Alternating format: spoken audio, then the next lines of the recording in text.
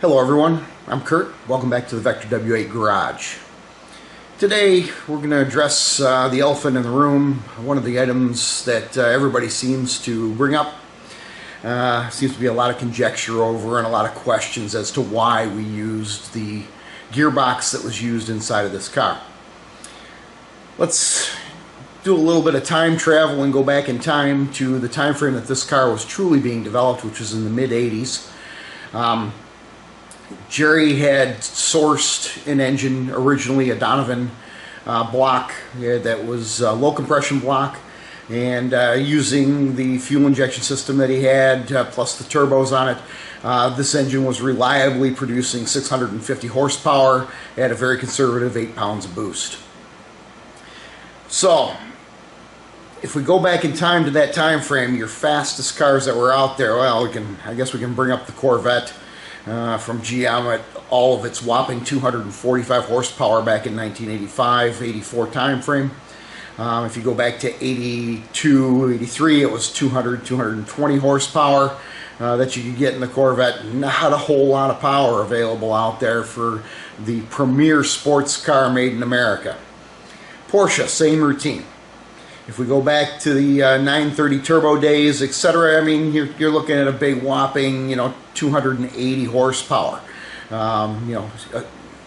Connected to a 4-speed gearbox, 5-speed gearbox later, but that gearbox didn't handle that kind of power incredibly well. It was maxed out back in the 1980s when they ran it in Group C racing and put it behind the 962 and 956 Porsches. Those were pushing 650 horsepower, and those gearboxes were making it through a race. And then you pretty much junk it, put a new one in for the next race.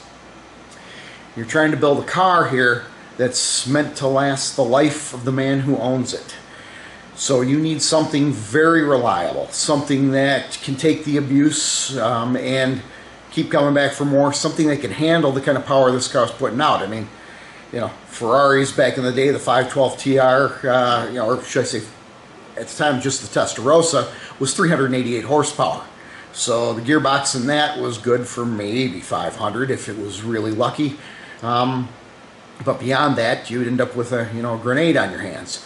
ZF, they didn't make anything that could handle more than maybe 350 to 400 horsepower at the time.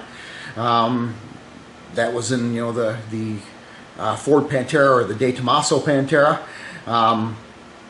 Push it much beyond that and you ended up with another grenade behind the car. So where do you source a transmission from? You've got a car that at 8 pounds of boost is making a reliable 600 plus horsepower all day long with over 650 pound-feet of torque. So you're more than double right there, maybe even triple most cars that are on the market at the time that this car was on the market. Now let's go beyond that. There is the dial of death in this car. You've got a boost knob in here that you can turn the boost up to 14 pounds. At 14 pounds of boost on 110 octane fuel, this car does generate well over 1,000 horsepower and 950 foot-pounds of torque. So where do you get a gearbox that'll handle that? Today, if I go to X-Track makes sequential 6-speeds for Daytona prototype race cars, Formula One cars, some of the best transaxles in the business, anywhere in the world. I happen to have one sitting here in my garage. That's going to be for a project that I'm building here in the future.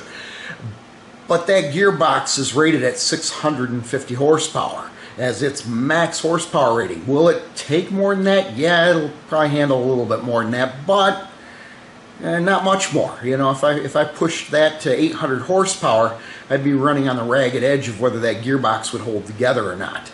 And you'd be rebuilding it after every time you took it out and pushed it really hard. So fast forward, we've got the Vector looking to produce a car with 650 horsepower up to 1,200 horsepower, and you've got to find a gearbox that's a production gearbox that you can put in the back of this car. There's nothing available. There's nothing off the shelf. There's no way to do it. To develop a new transmission that's going to handle that kind of horsepower back in the day, you couldn't afford to do it as a fledgling company. I mean, Vector Automotive was an upstart. It wasn't a established norm that had, 300, 400, 500 million dollars at its disposal for development every year. And hey, we can develop a gearbox for 100 million bucks that'll handle the kind of power that this thing is going to torture test it with. But since you can't afford to do that as a company, you've got to find something that will handle it. So if we go back and look at what the big drag racers were using, what was the go-to transmission for high horsepower engines that you could truly build up to handle the kind of power that this car was capable of producing, you ended up looking at the GM Turbo Hydromatic 400. The Turbo Hydro 400 had enough aftermarket support and enough componentry out there that you could put something together that would deal with the power that this thing was capable of putting down. Problem with it was, it wasn't a very sporting transmission. As it came from the factory from GM, it was truly a slush box. It was meant for the Olds Toronado, Cadillac Eldorado, front-wheel drive car. So when you looked at what you could do to package a transmission and keep it compact so that it would fit in the back of this car, the Turbo Hydromatic kind of fit the bill. It met the requirements. It was a very tight package, and you could actually utilize it. So the Turbo Hydro 400 was a great transmission. Now Turbo Hydro 425, which was the Olds Toronado Eldorado, is just the 400 turned a quarter turn, or 25, as a quarter of your circle. So hence the reason GM named it the Turbo Hydromatic 425. The problem with it was it was in a 225, 245 horsepower car. So what you have in the back of the Vector W8 is only the casing of that GM Turbo Hydro 425. There isn't anything else in that transmission that was off the shelf from General Motors. We can start with the chain drive itself. The chain drive from GM was, an 1.5-ish wide as it came. So we had to dispose of that at Vector Automotive. We went out and had a custom set of gears cast for this. They were a forged gear set that was a 4-inch wide gear set.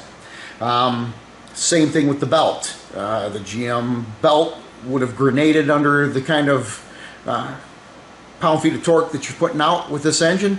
So the belt that's in here is more than double the width of what the GM Turbo Hydro 425 was. And that was just starting there. Now, of course, there's a 2,500 RPM stall torque converter that's in here, made by a gentleman by the name of Art Carr. It was specifically built for Vector by Art Carr. So it's got a high performance torque converter in it. Right from the factory. It's a brutal torque converter, all welded together from Art Carr. Nothing cheap about it. It was nothing production about it either. It wasn't anything that you could run out and buy. It was very much built to spec by Art Carr for Vector Automotive Corporation. So that took care of the drive side of it, but that didn't take care of any of the input shafts, any of the clutch packs, any of the bands that are in there. Everything that is in that transmission is as big as you can get as a custom build for a GM Turbo Hydro 400. There are more clutch packs in it per gear than normally would be from General Motors to handle that extra horsepower that was going through it. Now keep in mind, when you size anything for a vehicle, there has to be a safety factor in there.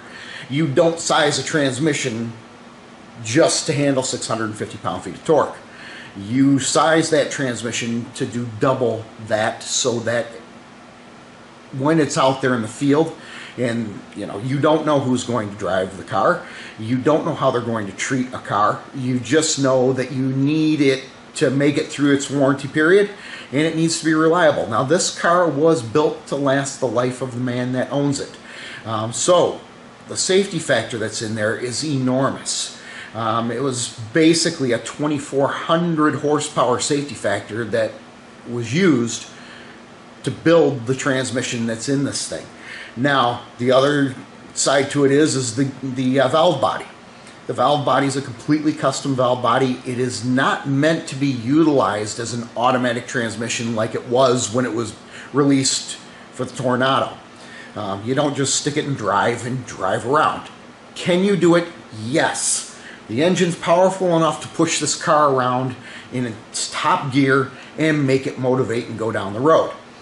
Several people who have driven these cars have put them out on YouTube, and they don't understand because they never were part of the original sales of the car when we would invite them out and we would introduce them to the vehicle and show them how to drive the car and how the transmission was meant to be used. It's a ratchet shifter that is in that car. It is a manual-matic gearbox, basically. Very similar to what you're finding now in a lot of the Ferraris and a lot of the Bugattis, you know, the Chiron, the Veyron, etc. You know, they've all gotten away from basically a clutch manual gearbox because you just can't get those type of gearboxes to handle the kind of horsepower that's being produced today. So Vector 30 years ago had to deal with what Bugatti and everybody else is dealing with today as they're building cars that have the kind of power that this car is, you know, capable of. So they're finally doing what Vector did. So the way this car is meant to be driven is in its ratchet shifter mode. Manually pulled down into first gear, pushed into second, pushed into third. And that gives you all of the use of what this engine is capable of delivering. The valve body in this car was specifically designed around that so that it could be utilized that way, and it's very beefy in its construction and the way that it was built. The pan in the bottom of the transmission is not the standard depth that you would find on a GM Turbo Hydro 425. Again, it's twice the depth because the valve body is very much larger to handle the, you know, upsized pistons and everything else that's inside of there. Now, clutch packs, the planetaries, everything commensurately is upsized to handle the kind of power that this thing puts down. So when you go through and look at what Vector was doing, it was not only to handle the power, the second thing that you had to deal with is you have a set of turbochargers here. Every time you shift a manual gearbox, you have to push in the clutch. You come down in RPM, turbo spool down. You then shift gears, bring that clutch back out, get back on the throttle again, and bring up the RPM again. Now you're spooling the turbos back up. Boom, go to shift gears, same thing all over again. Drop RPM, bring it back up. You know, you're constantly trying to match gear for gear as you're going up and down. So what you're doing there is losing boost in between every time. So every time you shift in a manual car, you come down and boom, oh, you spool down the turbos and you lose horsepower. That wasn't what Jerry wanted to have happen with this car. He wanted a freight train experience inside of the Vector. He wanted you to get in it, and when you put your foot to the floor, you felt that linear power all the way from start to finish. There was no hesitation, no down, no swing back up. It was one gear after the next, and this car just pulling like a freight train. And that's what this car does. When you shift it in manual mode, you don't drop RPM in between shifts. You just continue to pull boost and you continue to accelerate at a very rapid pace in this vehicle. And it's constant power. It's not that on-off switch power that you get with a manual gearbox. Again, what you're finding today with all of the modern vehicles is this paddle shift mentality. It's truly basically an automatic transmission that you're shifting through the gears in. Now we'll call it a dual clutch transmission, you know, as we're using a dual clutch for maybe some of the engagement of it. But you know, there aren't any real true manuals out there that are handling the kind of horsepower that this car put out, or the kind of torque that this car put out.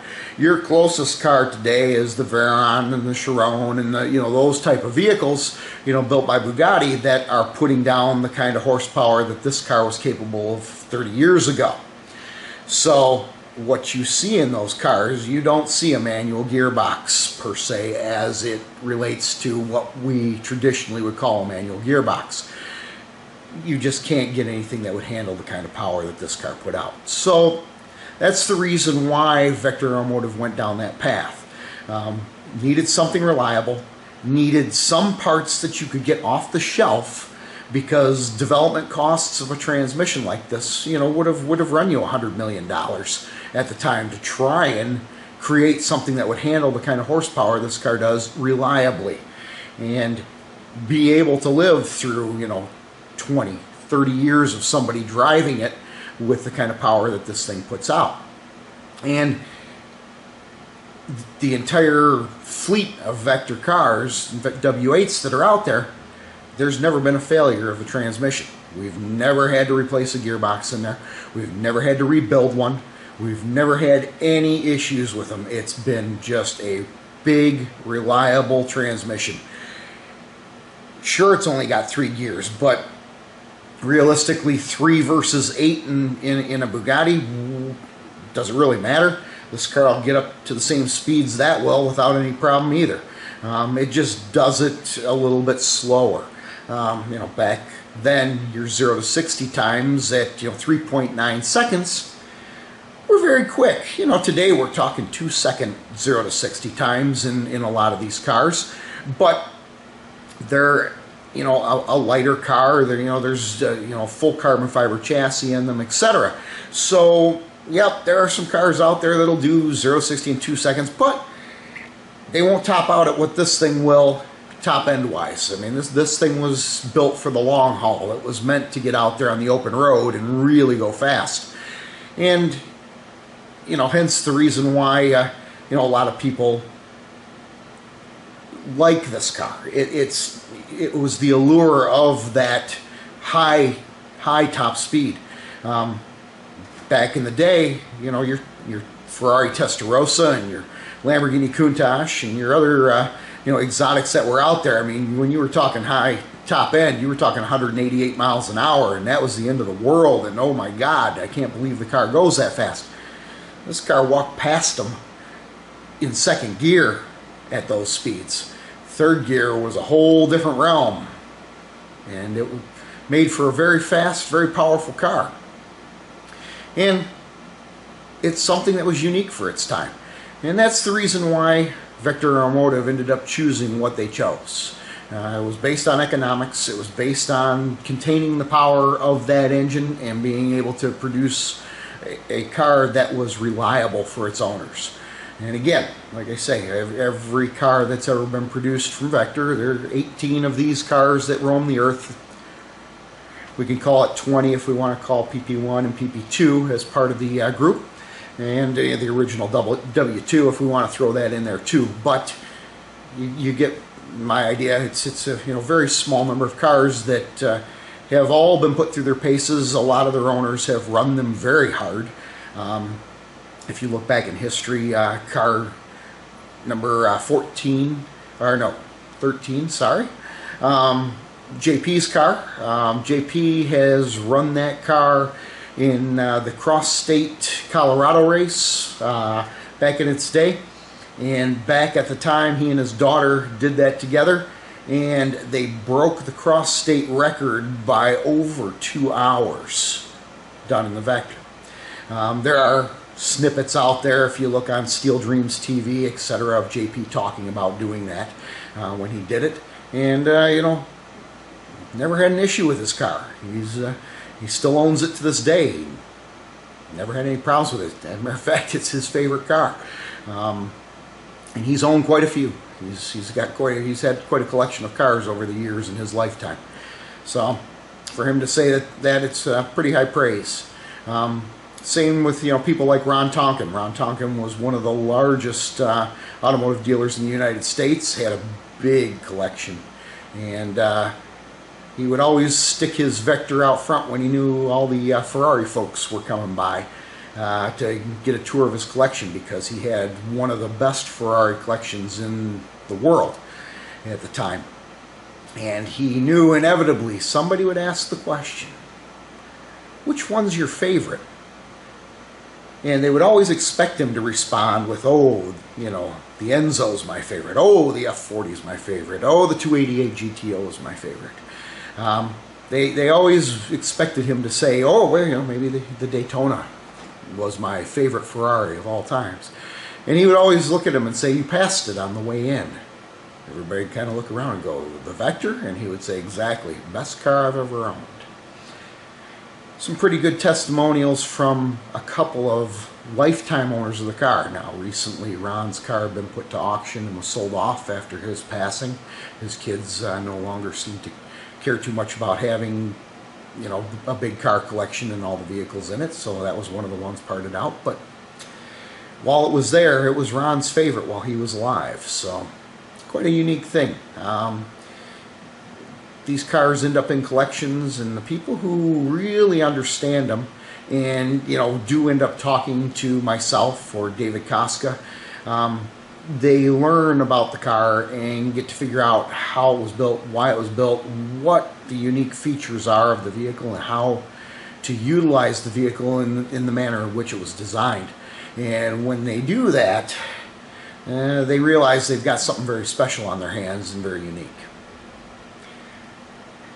Hopefully, going through this today, you guys can understand why we did what we did and why we did use the Turbo Hydra 425. Now, of course, attached to that Turbo Hydra 425 is a differential. It's a massive helical cut gear differential. Very, very special. Completely designed by Vector Aeromotive Corporation to handle, again, the power that this car was putting down, and to be able to, break free on 315s that are in the back there. It's quite a wide tire. And to be able to handle the constant launch abuse that this car would see, the differential was sized accordingly also. So what you'll find in there are just these massive helical cut gears in a 2.41 to 1 gear ratio, and you'll find a limited slip differential in between there that is a Gleason-Torsen unit. That was specifically built for Vector Aeromotive Corporation, but built by Gleason-Torsen because they were the best in the business. They knew how to deal with a lot of power, and they knew how to get it to evenly disperse between the left and the right side for a vehicle like this that was putting down the kind of horsepower it was. And so both the gear sets and the differential itself handle all the torque that this engine could feed them, and do it with uploom. And again, another piece of the car that has never ever failed. We've never seen one in the field ever have an issue. It does have its own external oil pump on it, kind of a unique setup that's on there. It's got a Weaver pump on the side, and very, very unique. Weavers were basically dry sump style pumps, so we've adapted one here to this custom differential that was made, and so it keeps the gear set nice and lubricated, and keeps it pretty cool as it's being put through its paces at high speed. Hopefully you guys enjoyed this. Please hit the like, subscribe, and share buttons. We'll continue to cover items on this car as time goes on. Getting a little bit harder to do as right now work is taking up a lot of my time, so I'm not able to sit here and do these videos as often as I would like, but I figure I owed you guys one, and I figured we'd cover that one. Again, as always, appreciate you guys tuning in, and we'll see you next time.